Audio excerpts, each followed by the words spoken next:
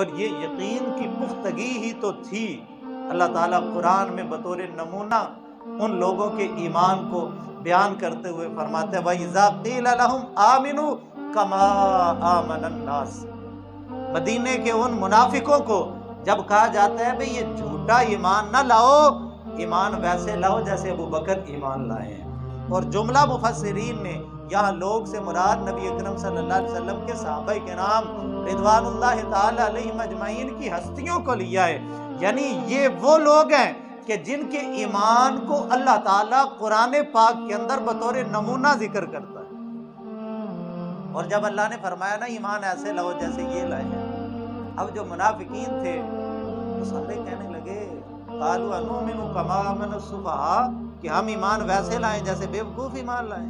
وہ سمجھتے تھے کہ مصطفیٰ جان رحمت کے ایک اشارے پہ اپنے پورے قبیلے سے دشمنی لے لینا یہ بے وقوفی ہے۔ وہ سمجھتے تھے کہ مصطفیٰ جان رحمت صلی اللہ علیہ وسلم کے ایک اشارے پہ اپنا گھر بار قبیلہ اور مکے جیسا وطن چھوڑ دینا یہ بے وقوفی ہے۔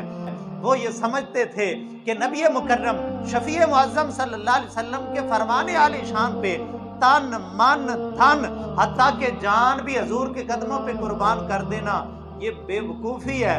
لیکن اقبال نے کہا تھا نماز اچھی، زکوٰۃ اچھی، روزہ اچھا، مگر باوجود اس کے میں مسلمان ہو نہیں سکتا، نہ جب تک کٹ مروں میں خواجہ بطحا کی حرمت پر، خدا شاہد ہے کامل میرا ایمان ہو نہیں سکتا۔ پر میں انہوں نے کہا یہ تو بے وقوف لوگ ہیں جو ایمان لائے۔ اللہ فرماتے ہیں نا الا انہم ھم السفہاء، یہ جو مصطفیٰ کریم کے دیوانوں مستانوں اور پروانوں پہ انگلیاں اٹھاتے ہیں، بے وقوف وہ پروانے نہیں ہیں، بے وقوف یہ لوگ ہیں جو انگلیاں اٹھا رہے ہیں۔ ان کی نظر دنیا پہ ہے، ان کی نظر آخرت پہ۔